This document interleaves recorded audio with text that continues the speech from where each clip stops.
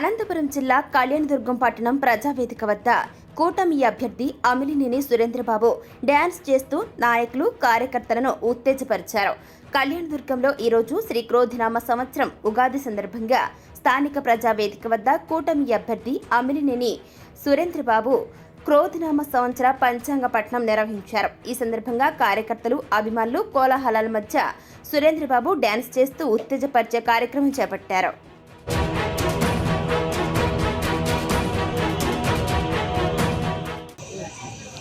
కళ్యాణదుర్గం ప్రజలందరికీ మరియు తెలుగుదేశం పార్టీ నాయకులకు, తెలుగుదేశం పార్టీ కార్యకర్తలకు, తెలుగుదేశం పార్టీ కుటుంబ సభ్యులందరికీ నూతన సంవత్సర క్రోధి తెలుగు నూతన సంవత్సర శుభాకాంక్షలు తెలియజేస్తున్నాము.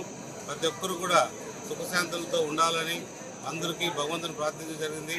మంచి వర్షాలు వచ్చి ఈ సంవత్సరం మంచి పంటలు పండాలని భగవంతుని దయతో రాబోయే 2 నెలల్లో చంద్రబాబు నాయుడు గారు ముఖ్యమంత్రిగా ప్రమాణ స్వీకారం చేస్తారని ఆశిస్తూ ఈ ఉగాది సంవత్సరం ప్రతి ఒక్కరూ దీవెనలు, ఈ బ్రాహ్మణుల చేత మాకు దీవెనలు, మళ్ళీ చంద్రబాబు నాయుడు కూడా దీవెనలు ఇవ్వడం జరిగింది.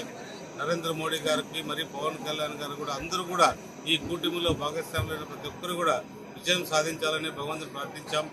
అలాగే ఈరోజు మన విన్సెంట్ ఫెరర్ గారి పుట్టినరోజు. ఈరోజు ఆయన పుట్టినరోజు కూడా మనం ఘనంగా జరుపుకున్నాం. ఎందుకంటే ఆయన ఈ ప్రాంతంలో చాలా సేవలు చేశాడు. ఎక్కడ పోయినా ఆయన ఫోటో పెట్టుకుని ఆయన పుట్టినరోజు గుడులు కూడా కట్టారు.